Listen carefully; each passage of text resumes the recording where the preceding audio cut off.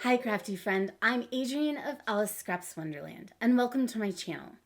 Taking nice photos of your craft projects is just the first step in creating eye-catching images to share online. But the second important step is adjusting and editing your photos.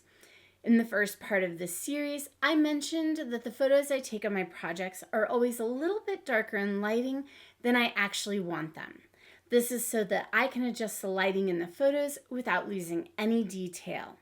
So today, we're diving into part 2 of my photography and videography for paper crafters series. In this tutorial on photo editing, you'll learn the 3 to 4 adjustments you should be making to your photos before posting them, and we'll look at how you can do this in 3 different editing platforms, including a free one. We'll also take a look at how you can add watermarks for those who are interested in joining a design team that requires them, or for those who just want to ensure their art isn't stolen. So let's get right into it. First, let's talk about those 3 to 4 adjustments that I always consider when editing my photos. The first adjustment is exposure. This adjusts the overall brightness or darkness of your photo. Because I encourage you to take your photos slightly darker than what you want in the end to preserve details in your image, we'll be bringing the exposure up. The second adjustment is gamma, or shadows, as it's called in some apps. This controls how bright the darker or shadowy areas of your image are. With the way I taught you to set up for lighting in part 1, there will always be one side of your image that is a little darker, as the light that bounces off your bounce screen won't be as bright and strong. By adjusting gamma correction or shadows, you can brighten this darker area without blowing out the bright areas of your photos as much. The third adjustment is brightness. Many of the most show-stopping images of projects have a bright feel to them, but depending on your personal style for your social media feed, this one may be an optional adjustment for you. We'll talk about that more later. The fourth and final adjustment is color balance. We want to make sure the whites are truly white so that all other colors are adjusted based on that to give you true to tone coloring. Now, let's talk photo editing platforms before I get into showing how to make these adjustments in all 3 of them. I'm going to show you 2 paid and 1 free option. One paid platform is Adobe Photoshop. If you want to get on a design team or make content creation and affiliate marketing a bigger source of income, I highly recommend investing in Photoshop. In my opinion, you can get much more fine-tuned control of your photo editing than you can in either of the other 2 options. If you want more fine-tuned control, but you want something with a workflow that feels similar to the photo editing you have in your phone's photo app, I recommend Adobe Lightroom smartphone app. This is a paid option, but you get access to plenty of filters if you are interested in creating a certain vibe to your photos. You won't be able to add a watermark in the Lightroom, but you can add that after editing your photo in the next option we're taking a look at, which is Canva. Canva is a free option, and I bet many of you already use it to create graphics for your Instagram stories. So let's dive into how you can make these crucial edits in each of these programs. Okay, welcome friends to the Photoshop portion of this photo editing tutorial. I've already got a couple of photos that I took from the flat lay setup portion of this tutorial series opened along with some watermarks. So I have 3 different options for watermarks and 2 different sizes of photos. Now the first thing that I always like to do for Instagram, they now have 4x5 photos, and so I'm going to crop this photo down. That's the first thing that I always do. And I select the crop tool over here on the left hand, and then up here you can select what kind of ratio you want, certain width to height and resolution. You can do square, you can do 4x5, 16x9 if you need to edit your stories images. So I've already got 4x5 selected here. That was the last thing that I did. And you can see when I select that, it brings up this grid. You can also hit the enter or return key to bring that grid up, and that's going to allow you to move this photo around to change the part that's cropped. So there's a lot of negative space up here, and this gets cut off just a little bit. So I'm going to bring this cropping area down just a little bit. And so in order to do that, I'm going to click, and then I'm going to push down the shift key, and I'm going to drag this down just the tiniest bit, and that'll give a slightly better crop on this. And then you can hit enter, and that'll give you a 4x5 image. Now let's get into the actual adjustments. So over here you'll see that your photo has a little thumbnail and it's set as the background. And instead of changing the actual image, we're going to do some overlays that will adjust the image without you changing the original. And so we're going to choose the adjustment layers, which is this little half black, half white circle. And we're going to select curves first. So click that, and it'll open up this little graph here. And this just kind of displays like the light to dark and how much. And then there's this line going down the center. And this looks a little intimidating at first, but essentially what curves is doing is changing the exposure and the color correction all at once. And sometimes you need a little bit more help with color correction. There are sometimes photos where maybe you have a lot of one color, or if you use the color purple, that one is a really hard color for cameras to capture true to tone. And so if you have like something that's really monochromatic, sometimes your camera will overcompensate when taking a photo, and you'll notice that there's like a really green cast or a really blue cast to your photo. And you can see over here on the right hand side, there's kind of a blue cast to this photo. And you can already kind of tell that it is a blue cast by looking up here in the right hand corner. As soon as I opened up the curves panel, this came up. The computer is already recognizing that this is kind of a blue image that the camera took. And so what we're going to do is tell the computer what is true white. And we're going to do that by clicking in the center of this graph and pulling down until you get all the way to the bottom right of all this graphy area in here. And we're going to select the white dropper. And I'm going to zoom in to make this a little bit easier. I'm going to select one of these areas. You can see the really bright white areas are still blue and light, whereas all the other areas have been darkened up. And you can see this mold has some white, the frame, this like transfer sheet that I had laid out here also has some white, but we're going to pick something that is really the brightest. And I'm going to go with the mold here. And I'm just going to click this lighter blue area is going to be a brighter white than these darker blue areas. So we're going to go in the light blue, and you're going to click to select.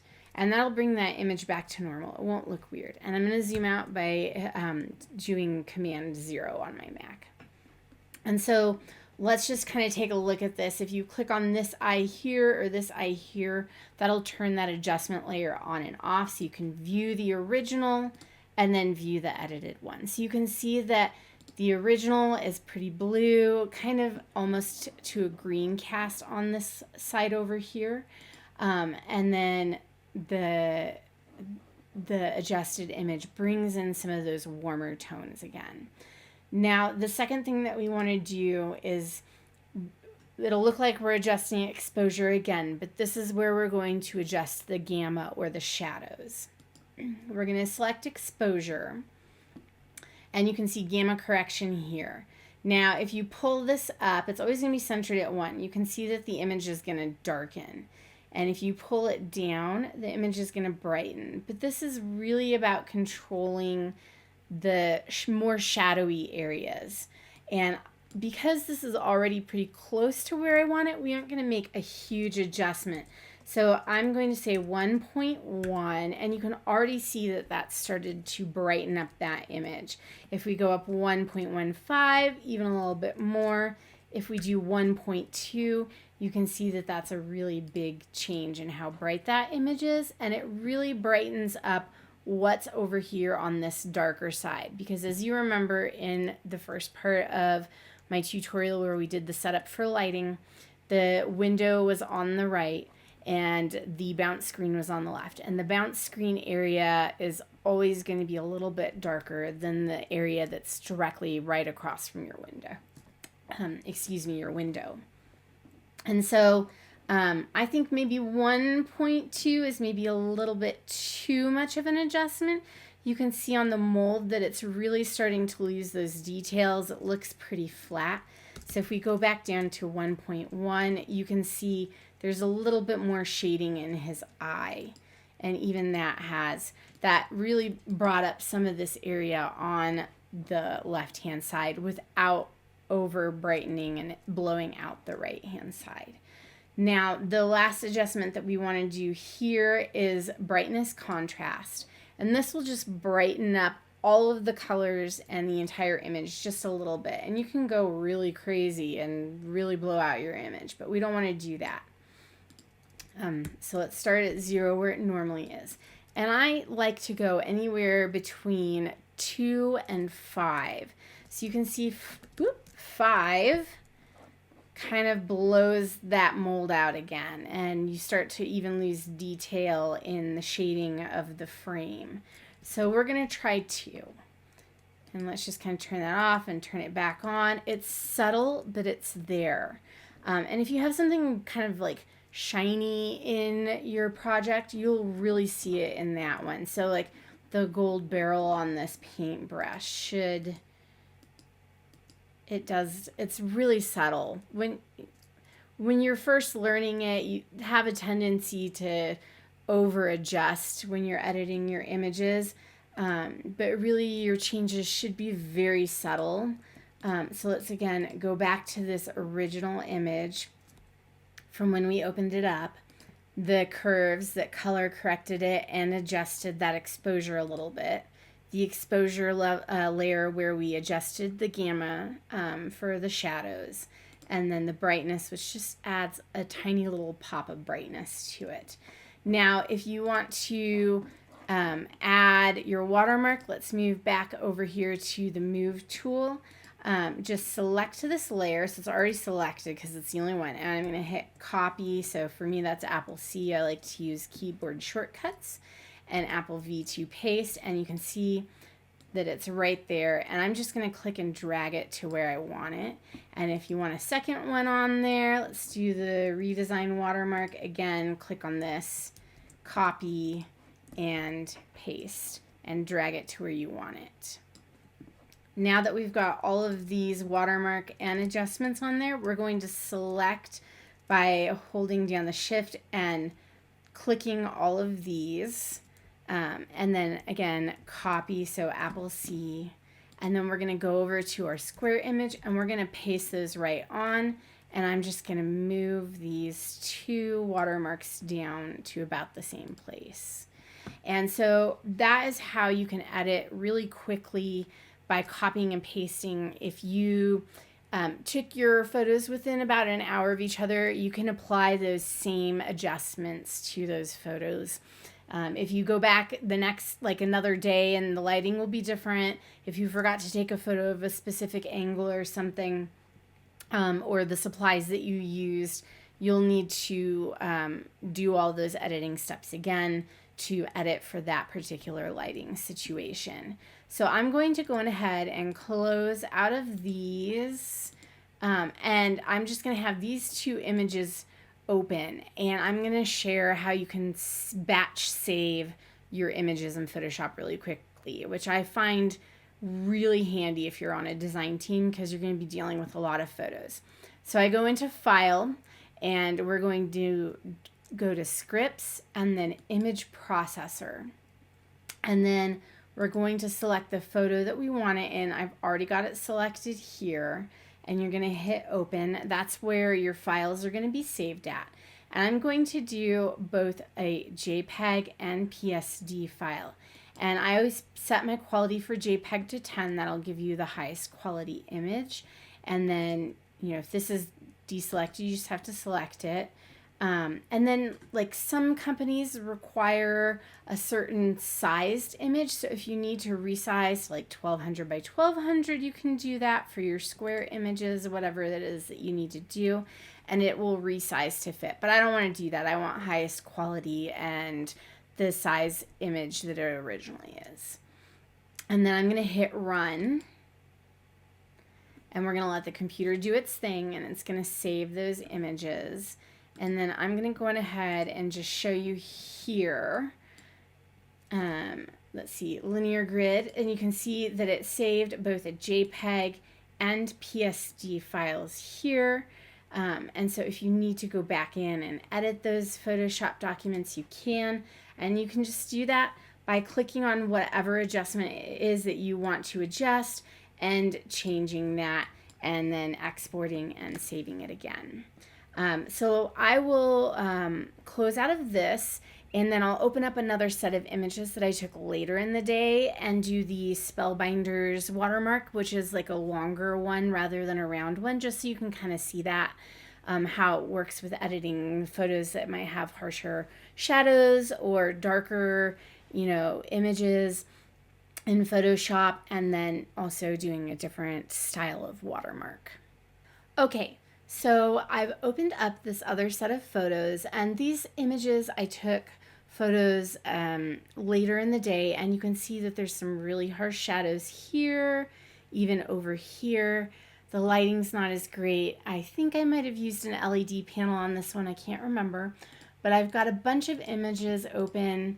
And so this will be really good for you to kind of see how to edit a bunch of images quickly in Photoshop, and why I think it's the best option, especially if you're going to get serious about affiliate marketing, income, or being on a design team. And then I've also opened up my Spellbinders pink colored watermark, which is this longer bar style. And it's Spellbinders likes to have 1200 by 1200 pixel images, and so I always kind of adjust this to fit my sized images.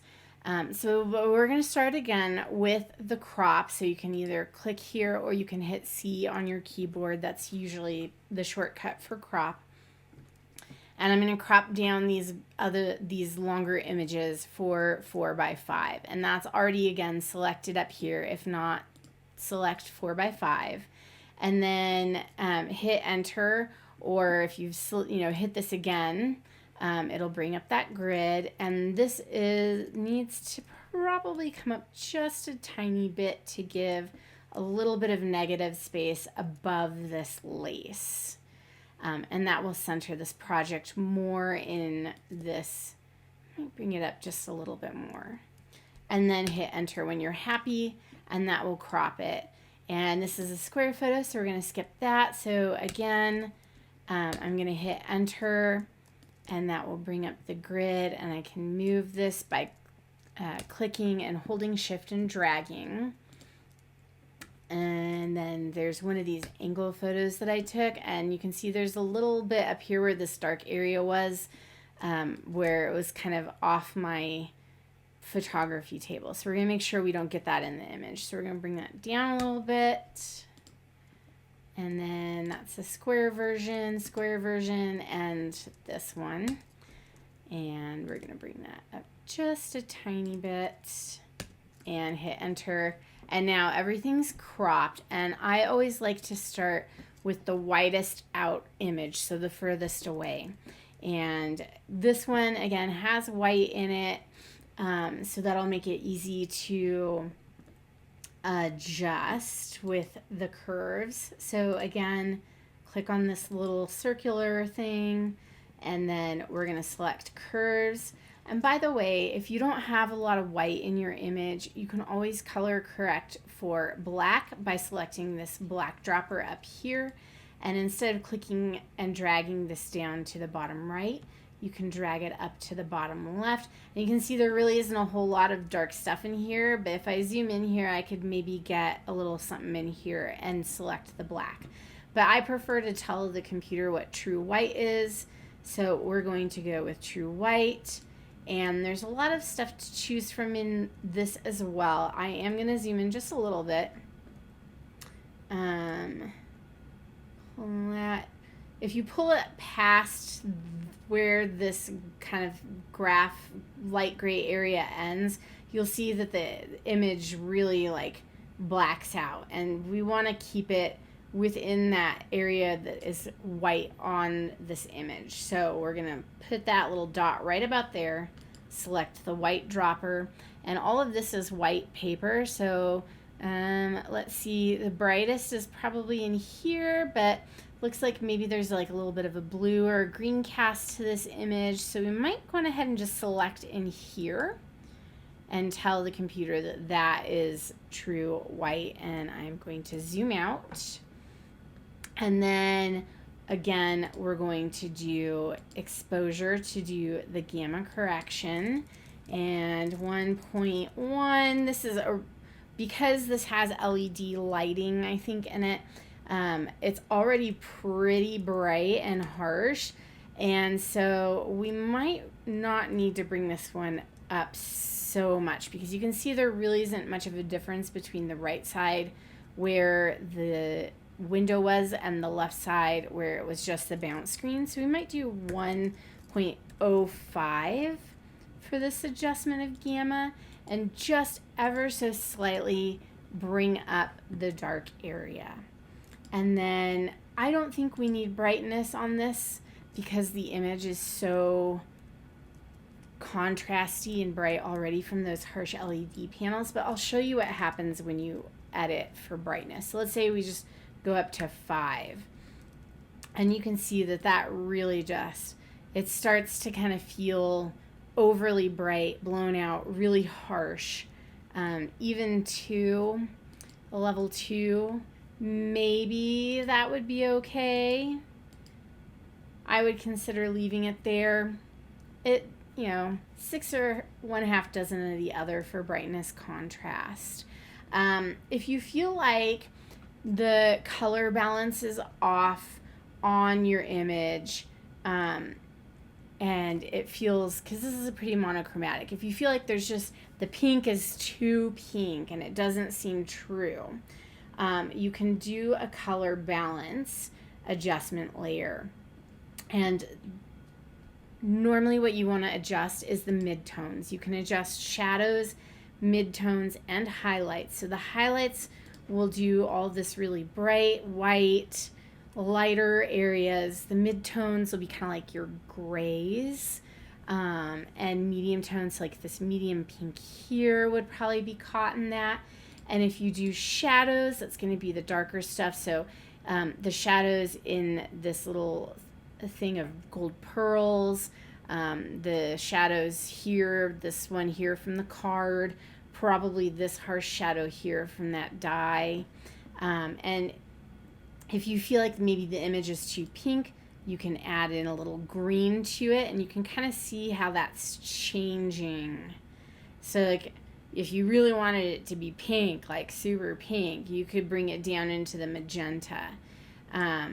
A lot of times what I find is that there's either too much yellow or too much blue, sometimes too much green in an image. Those are the colors that the camera will often capture the most. So if you want this to be a warmer image, you can drag this down into the yellow, and obviously I'm over exaggerating here. If you want it to be cooler, you can drag it up into the blue. This one was kind of a blue image to start with, so if you wanted to add just a tiny touch, like maybe -2 to pull it down by 2 points into the yellow, you could totally do that. But just so you can really see, we'll just put it at -10, and you can turn that on and off, and you can really see the difference with it on and how things kind of appear more yellowy versus here where it's pretty well color corrected and the whites are true white. And again, if you bring the yellow on, even this, it starts to yellow your white that you color corrected for here. So we don't need the color balance, so we're going to go ahead and get rid of that. And if we want to take this style watermark, again, click on it here. It's the only layer, so already selected, Apple C or Command C, or whatever the shortcut for copy is on your computer, and then hit paste. this is a different source of color, and you may get that warning message. Just hit OK. It'll bring it in. This is sized to 1200 by 1200, and the pixel on this image is way bigger, and so I'm just going to hold the shift key down while clicking and dragging this corner, and it'll make this bigger. And then hit enter when I'm done making it the size that I want. If you want this to be perfectly lined up with this edge, you can come into the properties here while this is selected, and I'm going to tell this to align to the canvas in that drop down menu, and then select this. It'll line that perfectly up on that left margin there for you. And if you want to move it around a little bit, just hold the shift. It'll keep it in place. Or if you want to move it like further down and you didn't get it quite lined up, just hit that align again. So that's how you can do this style of watermark. And then again, we're going to copy and paste. And of course, with this, because this image is a different size, it's not going to paste directly where you want it to go. They will paste in the center. There's a way where you can get it to paste exactly in the same spot, but if your images are cropped down and different sizes, it won't be exact. And I think, let's see, is it paste is Apple V, is it maybe shift Apple V? Yes. So if you do your command key and you hold down shift and then V for paste, it'll automatically do it in where you want it to go. So we can undo that. I haven't done this style watermark in so long that I totally forgot. So for the square, because it's different, we're just going to do a regular paste, and then I will move it down where I want it. Again, let's see, properties, we got to select just that layer. Align to canvas is already selected, and hit that. And we'll go ahead and do all of the 4x5 images first and paste that on. We got that last one, and then I'll come to this square one here, select all those layers and adjustments, and then paste with a shift key held down for these other square images. And I believe that should be all of those images now, and everything's in exactly the same spot. I'm going to close this watermark, and I'm going to go into File and Scripts and Image Processor to, again, save all of these. This is my S-curve project, so I'm going to save it to that folder.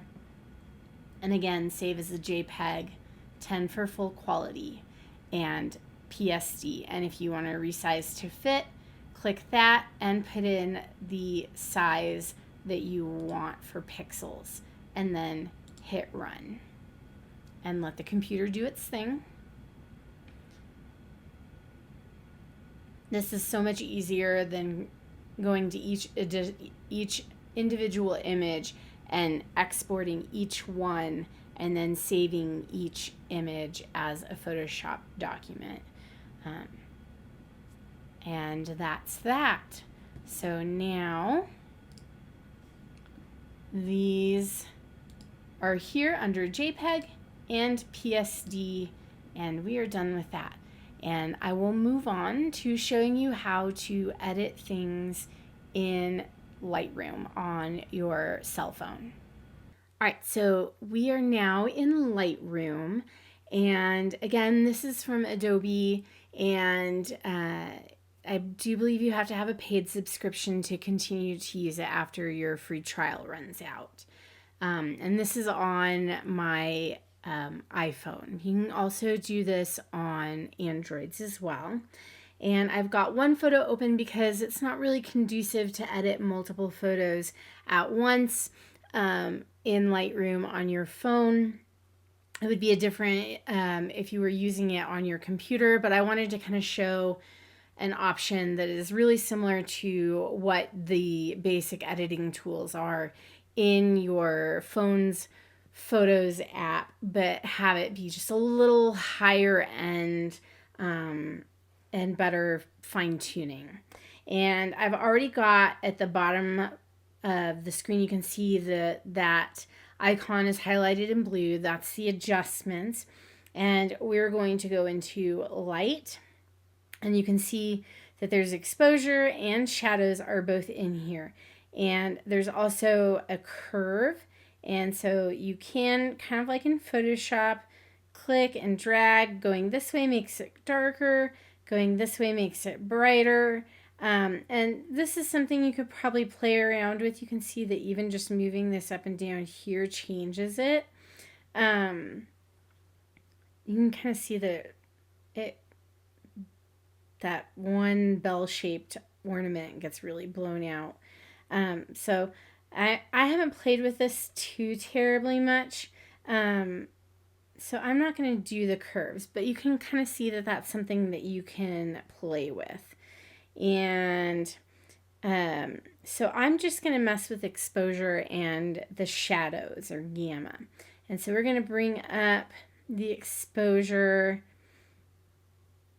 I'm going to make sure the brightness is turned up all the way on my phone too. I don't think I need it quite that bright. We don't need it negative. Maybe 0.3, 0.4. I always hate when I lift my finger up from my...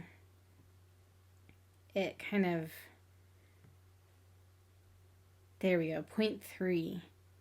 I think that looks good. And then we'll do the shadows. And again, going this way makes it brighter. Going this way, you can see, makes it darker.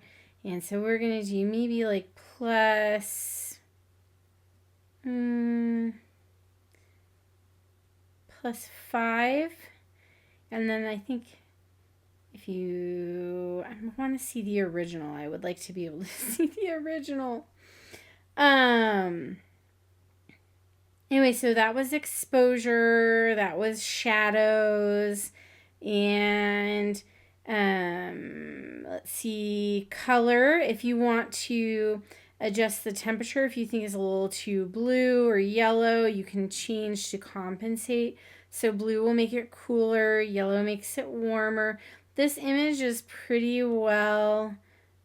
I don't think that this one needs any color correcting. The whites are pretty white. What else is in here? Crop it. This will need to be cropped down to 4:5 for Instagram. And again, you can adjust where it's cropping to. And then click the check mark in the bottom right when you're happy with it. But I think this looks pretty good. This photo was pretty well on my computer screen when I'm looking at it in the record, because I'm mirroring to my computer screen for recording. It looks pretty blue there, but on my phone, the image looks really nice. So let's see. This makes it look, and this is always the issue that everyone always has. Everyone's screens are calibrated differently. On my phone, this looks very yellow, but on my computer screen, this looks a little bit better. So I guess we'll go with what's on the computer screen, because that's what you guys will be seeing when this video comes out. And let's see, there's all kinds of other things in here. You can select from profiles, you can sharpen the detail, add effects with clarity and things like that. You can blur things. I don't think these are really anything. Mostly what you're going to be doing is messing with the light. Let's see, what's that? Is masking. You can do filters on here. So there's like, this one's called Soft Mist, and you can change how much you want it, if you want it to be more vintage. So if you know there is something like, you know, you like the light and airy kind of look, if you prefer, you know, I personally like to see things that are true to color, just so that, you know, especially if you're showing off a paint color or something, or an ink color, you want people to be able to know what that color really is. So I don't like to mess with things like that too much, but there's also, you know, you can add filters and other things on here, but those are things that you can probably look for online. I won't go into detail on those. I just wanted to do the basic editing for you guys on that. And then, of course, so that's, you can see it without any of all the controls on there if you're really happy with it. And then you can save it to your device. You can save it to the cloud, whatever it is that you want to do. So I'm going to go ahead and save this, save a copy to my device. And we'll leave it at that for the Lightroom portion, and I will show you Canva, and I'll even take this image into Canva as well and show you how you can add that watermark in on Canva, since you can't do it in Lightroom.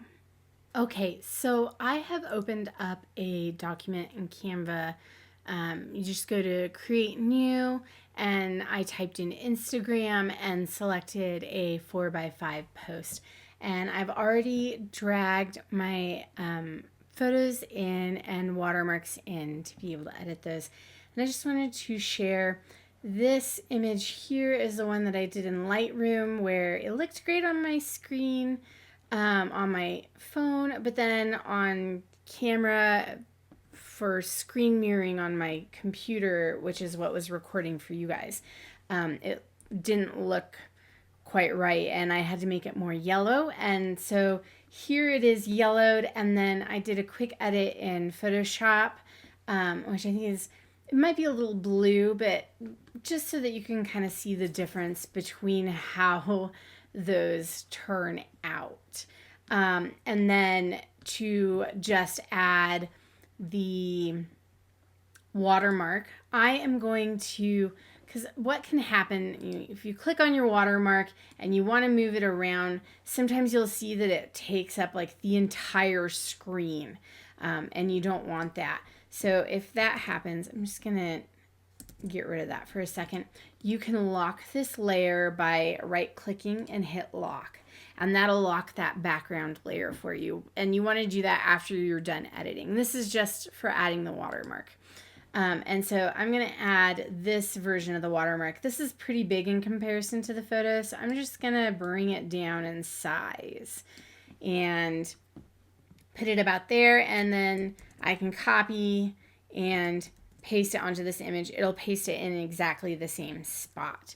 So that's how you can add a watermark in Canva after you've done some editing in Lightroom. So now let's talk about how to edit in Canva. I've got a blank document here, blank page here, and I'm gonna pull in this, I think it's like a 3x4 type, it's a different ratio, but it's in a 4x5, so you can see you can either move it up or down, and that will be basically your cropping. Then what we're going to do is click on edit, and then adjust over here on the left hand, and you can play with the temperature, the brightness, the shadows, and you can even change like the vibrance and stuff. There's no like particular like exposure option in Canva, mostly just kind of the brightness. You can always click auto adjust, but I find that those just are never, you can see it really amped up the color in here. It just made it way too contrasty. So I'm going to undo that, and I'm going to bring up the brightness. So it's kind of like bringing up the exposure, and then I'm also going to bring up the shadows, which should help the darker sides. You can kind of see, like if I bring it way up, you can kind of start to see there's way down. You can see that wood slice got really dark around the edges. Maybe about there. If you bring the brightness up, you can really see it starts to blow it out. Sometimes I like to bring it up too far and then bring it back down. That looks pretty normal. And if I wanted to mess with the temperature, because I think just from my pretty well trained eye at this point from having done video editing and photography editing for, well, since like the early 2000s in college, the mid 2000s. This is kind of a yellowy image. The background is a cream tone, so that's going to add to the yellowness. There's some green in here. So often that can kind of push your camera into taking a more yellow photo.